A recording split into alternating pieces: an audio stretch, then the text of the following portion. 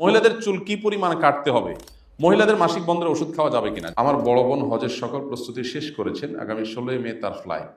দুঃখজনক হলেও সত্য, তার স্বামী ইন্তেকাল করেছেন। মাহরাম হিসাবে তার ছেলেও আমি একসাথে হজে যাচ্ছি। এমত অবস্থায় আমার বোনের হুকুম কি, তার হজে যাওয়ার ব্যাপারে কোনো বাধা আছে কিনা দয়া করে জানাবেন।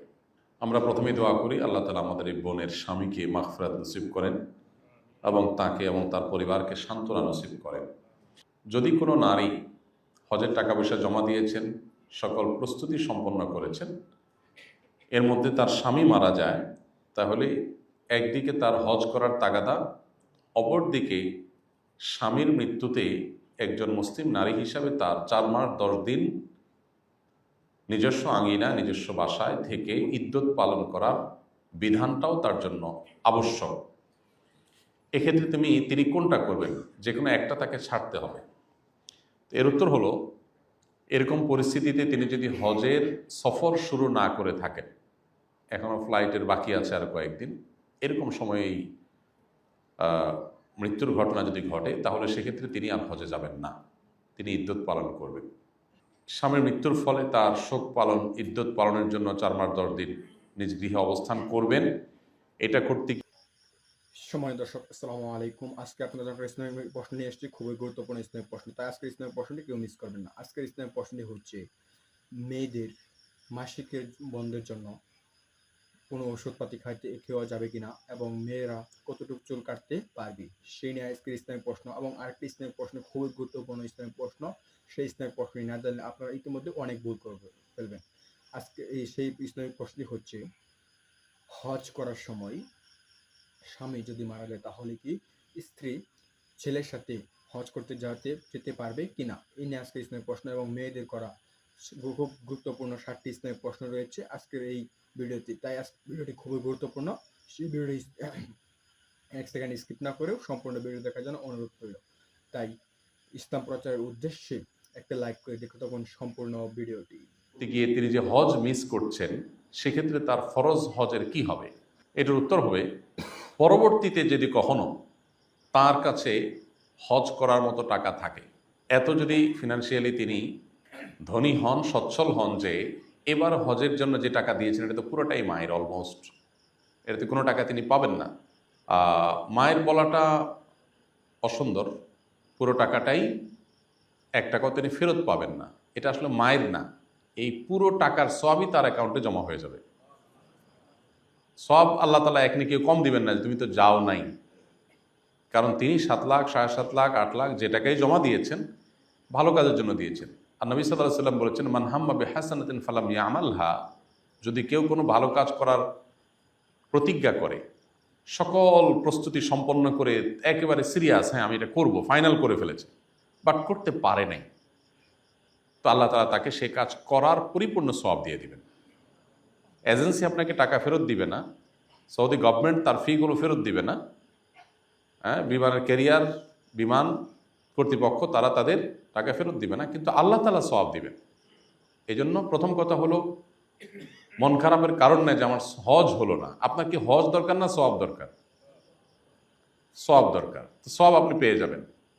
হ্যাঁ, ফরজ হজ আপনার আদায় হবে না। সেটার জন্য কি করবেন?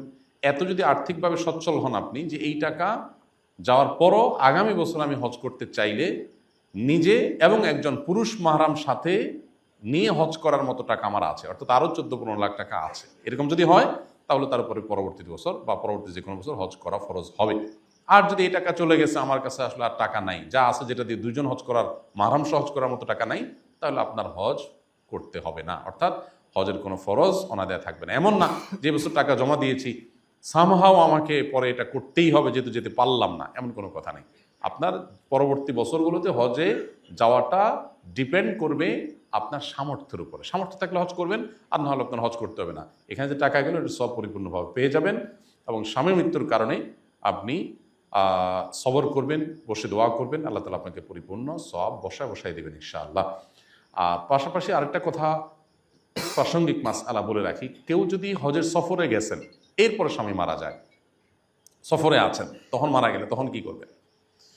তো তার মাসআলার উত্তর হলো যে তিনি যদি হজের সফরে বেশিরভাগ সফর যেয়ে থাকে, তাহলে তিনি হজ কন্টিনিউ করে শেষ করে আসে ইদ্যত পালন করবেন। আর যদি মাত্র রওনা দিয়েছেন, এখনও ফ্লাই করেন নাই এখনও, তাহলে সেক্ষেত্রে তিনি ব্যাক করবেন, করে ইদ্যত পালন করবেন।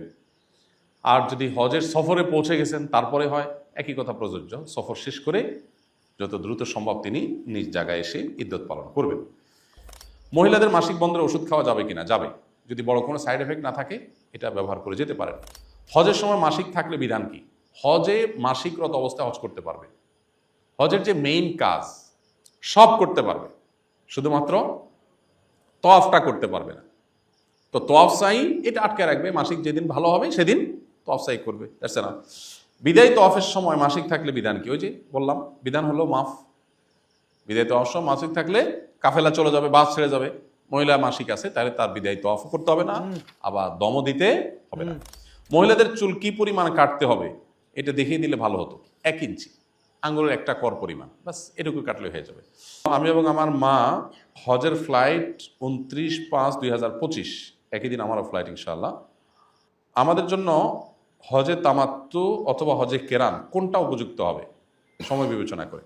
29শে মে মানে হলো হজের বোধহয় মূল হজ শুরু হওয়ার 4-5 দিন আগে, সম্ভবত 5-6 দিন আগে।